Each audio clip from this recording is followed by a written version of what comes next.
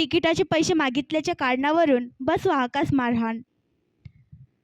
बसमध्ये प्रवास करत असताना वाहकाने तिकिटाचे पैसे मागितल्याच्या कारणावरून एका प्रवाशाने वाहकास मारहाण केल्याची घटना 13 मे रोजी सकाळी 10:15 वाजता रिसोड वाशिम मार्गावर हराळ फाटा येथे घडली।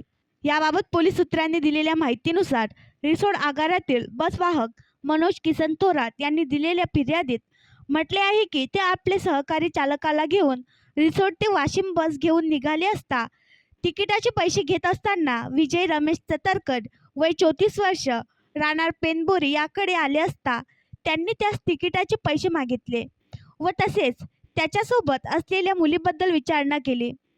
चतरकरने मुलीचे वय 6 वर्षे असे सांगितले। यावर थोरात यांनी मुलीचे अर्धे तिकीट लागत असल्याचे बोलले व त्यांनी तिकिटाच्या पैशांची मागणी केली।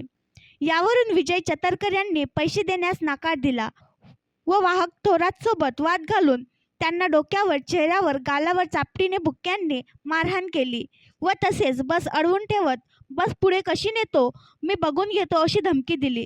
या प्रकरणी रिसोड पोलिसांनी कलम 353, 332, 341, 504, 506 नुसार गुन्हा दाखल करून पुढील तपास पोलीस उपनिरीक्षक सागर दांडे करत आहेत। आणखी नवीन व्हिडिओ पाहण्यासाठी आमच्या देशमुख एक्सप्रेस न्यूज चॅनलला सबस्क्राईब करा, लाईक करा आणि शेअर करा।